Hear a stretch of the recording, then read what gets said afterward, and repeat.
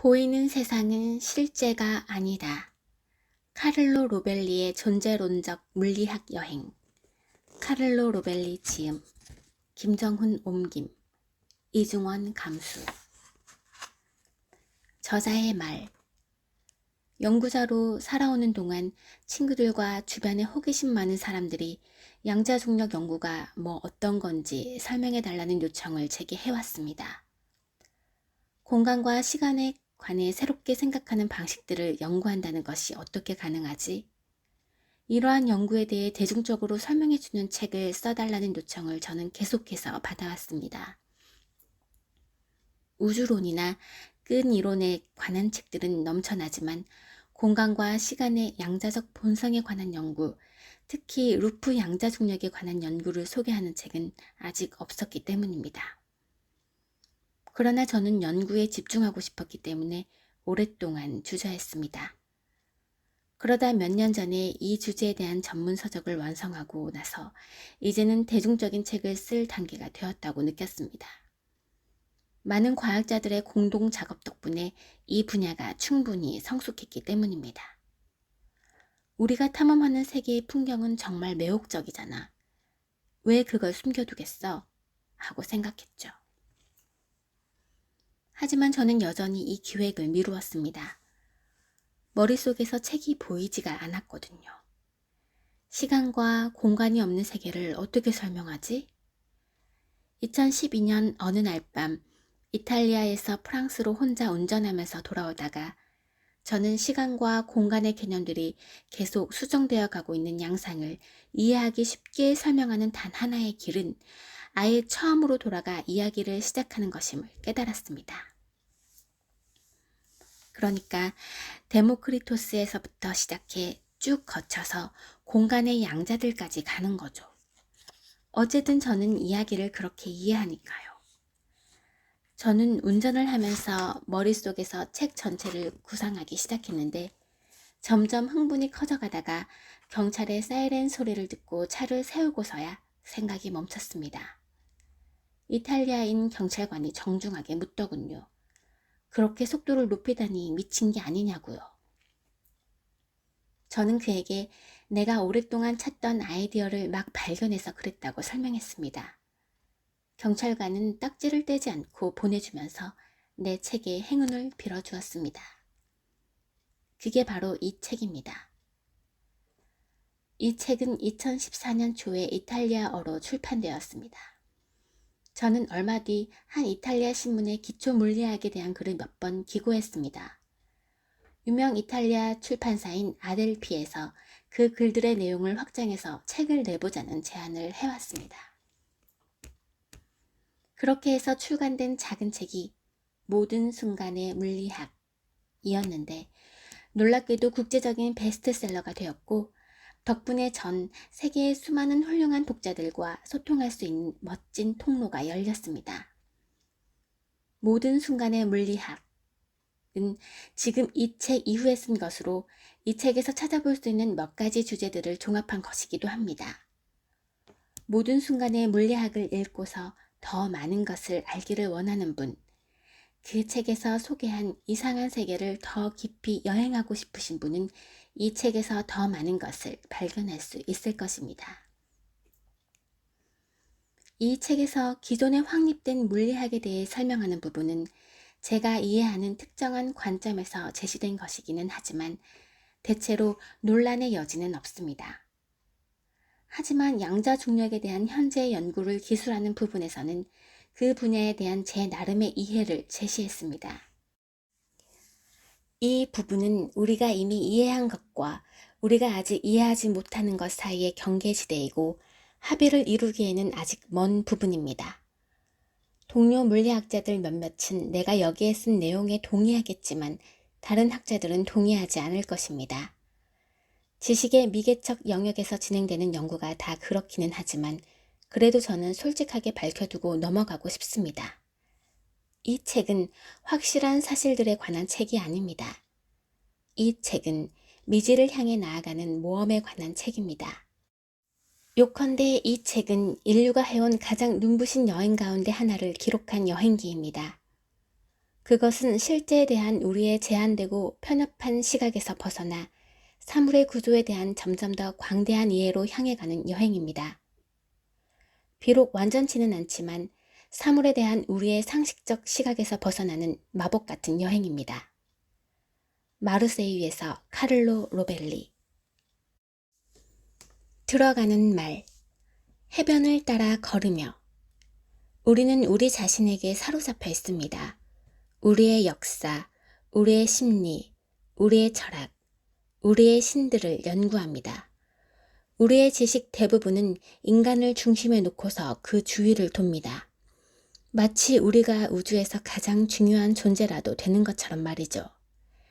제가 물리학을 좋아하는 까닭은 우리가 더 멀리까지 볼 수 있도록 물리학이 창문을 열어주기 때문입니다. 집 안으로 신선한 공기가 들어오는 느낌이죠. 물리학이 열어둔 창밖으로 보이는 것은 언제나 우리를 놀라게 합니다. 우리는 우주에 관해 아주 많은 것을 알아왔습니다. 수세기가 지나는 동안 우리는 얼마나 많은 잘못된 생각을 가졌었는지를 깨닫게 되었죠. 우리는 지구가 평평하다고, 세계에 움직이지 않는 중심이라고 생각했습니다. 우주는 작고 언제나 변치 않는다고 생각했고요. 우리는 인간이 다른 동물들과는 친족 관계가 없는 별도의 종이라고 믿었습니다. 그러나 지금 쿼크, 블랙홀, 빛의 입자, 공간의 파동에 대해 우리 몸의 모든 세포의 특이한 분자 구조에 대해 알게 되었죠. 인류는 세상이 자신의 침실과 놀이터만으로 이루어진 것이 아니라는 것을 알고서 깜짝 놀라는 자라나는 어린이와 같습니다. 세상은 엄청나게 크고 세상에는 발견할 거리가 수천 가지나 있으며 처음 알던 것과 아주 다른 수많은 생각들이 있다는 것을 알고 놀란 것이죠. 우주는 다면적이며 끝이 없고 우리는 계속해서 그 새로운 면을 만납니다. 우리가 세계에 관해서 더 많이 알아갈수록 그 다양성과 아름다움과 단순함에 더욱 놀라게 됩니다. 그러나 우리가 더 많은 것을 발견할수록 아직 모르는 것이 아는 것보다 더 많다는 것을 깨닫게 됩니다. 망원경이 더 강력할수록 우리가 보는 천체는 더 이상하고 더 예측하지 못한 모습으로 나타납니다. 물질의 세부를 더 가까이서 바라볼수록 그 심원한 구조에 대해 더 많은 것을 발견합니다. 오늘날 우리는 140억 년 전 모든 은하들을 낳은 대폭발인 빅뱅까지도 볼 수 있게 됐습니다. 그런데 이제는 이미 빅뱅 너머의 무언가를 흘끗거리기 시작했습니다. 공간이 굽어 있음을 알게 되었지만 바로 그 공간이 진동하는 양자 알갱이들로 짜인 것임을 예견하고 있습니다. 세계의 기본 문법에 대해 우리가 아는 것은 계속해서 성장하고 있습니다. 만일 20세기의 물리적 세계에 대해 알게 된 것을 한데 모은다면 그 단서들은 물질과 에너지에 대해, 공간과 시간에 대해 우리가 학교에서 배운 것과는 근본적으로 다른 무언가를 가리킬 겁니다. 양자적 사건들의 무리가 만들어내는 시간도 없고 공간도 없는 세계의 기본 구조가 모습을 드러냅니다. 양자장이 한 사건과 다른 사건 사이에 정보를 교환하며 공간, 시간, 물질과 빛을 만들어냅니다. 실제는 알갱이와 같은 사건들의 연결망이고 이 사건들을 연결하는 역학은 확률적입니다. 한 사건과 다른 사건 사이에는 공간, 시간, 물질과 에너지가 확률 구름 형태로 녹아있는 것이죠. 이 이상하고 새로운 세계는 기초 물리학에서 제기된 열린 문제인 양자중력에 대한 연구에서 서서히 밝혀지고 있습니다. 이는 20세기의 두 위대한 발견인 일반 상대성 이론과 양자론을 통해 세계에 대해 이해한 바를 정합적으로 종합하는 문제입니다. 이 책은 양자중력에 대해서 그리고 그 연구가 밝혀내고 있는 이상한 세계에 대해서 다룹니다. 이 책에서 다루는 것은 한창 진행 중인 연구입니다. 사물의 기본 특성에 관해서 우리가 배워가고 있는 것, 우리가 알고 있는 것, 그리고 막 이해하기 시작한 것에 대해 이야기합니다. 이 책은 일단 오늘날 우리의 세계에 관한 이해를 정리할 수 있는 열쇠가 되는 몇 가지 아이디어들의 먼 기원에 관한 이야기로 시작합니다. 그러고는 20세기의 위대한 두 가지 발견인 아인슈타인의 일반 상대성 이론과 양자역학의 핵심 내용을 설명합니다. 그리고 플랑크 인공위성이 우주 표준 모형을 확증한 일과 세른이 많은 이들이 기대했던 초대칭 입자 검출에 실패한 일처럼 자연이 우리에게 준 최근의 신호들을 고려하면서 오늘날 양자중력 연구에서 나타나는 오늘날의 세계상에 대해 이야기합니다. 나아가 공간의 알갱이 구조, 미시적 규모에서 시간의 사라짐, 빅뱅 물리학, 블랙홀의 열의 기원, 물리학이 토대에서 정보가 하는 역할까지 살펴볼 것입니다. 플라톤의 국가 7권에 유명한 이야기가 있죠. 어두운 동굴 속에 사람들이 갇혀 있는데 앞에 있는 동굴벽을 향해 묶여 있어서 뒤쪽에 있는 횃불이 벽에 비춰주는 그림자만을 볼 수 있습니다. 그들은 그 그림자가 실제라고 생각했죠. 그런데 어느 날 그들 중 한 사람이 풀려나서 동굴 밖으로 나와 햇빛과 넓은 세계를 발견합니다. 처음에는 쏟아지는 빛에 눈이 부셔 혼란스러워합니다. 아직 눈이 적응하지 못했던 것이죠. 그러나 마침내 그가 볼 수 있게 되자 그는 흥분해서 동료들에게 돌아가서는 자신이 보았던 것을 이야기해 줍니다. 그러나 동료들은 그의 말을 믿지 않죠. 우리도 모두 무지와 편견이라는 족쇄에 묶여 깊은 동굴에 갇혀 있습니다. 우리의 미약한 감각들이 보여주는 것은 그림자뿐입니다. 더 보려고 하면 오히려 혼란스러워져. 익숙하지 않기 때문이죠. 그러나 우리는 시도합니다. 이것이 과학입니다. 과학적 사고는 세계를 탐구하고 다시 그려내면서 우리에게 점점 더 나은 그림을 줍니다. 그것은 세계를 더 효과적으로 생각하는 길을 가르쳐 줍니다. 과학은 사고방식에 대한 부단한 탐구입니다.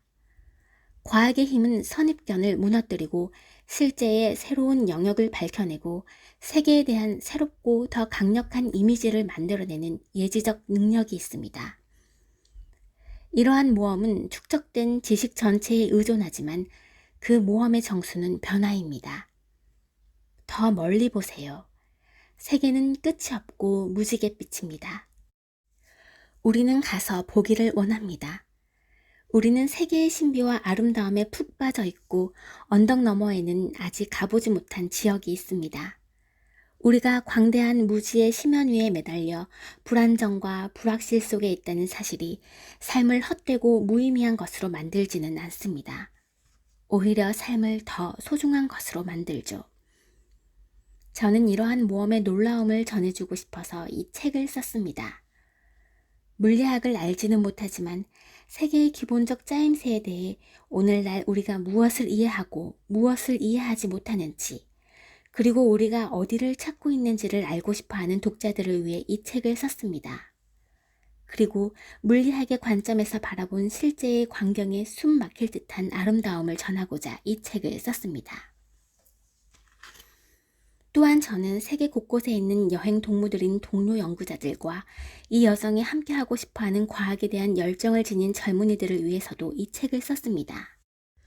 저는 상대성 이론과 양자론의 두 빛이 함께 조명하는 물리적 세계 구조의 전체적인 광경을 그려보고자 하였고 그 두 빛이 어떻게 결합될 수 있는지를 보이고자 했습니다.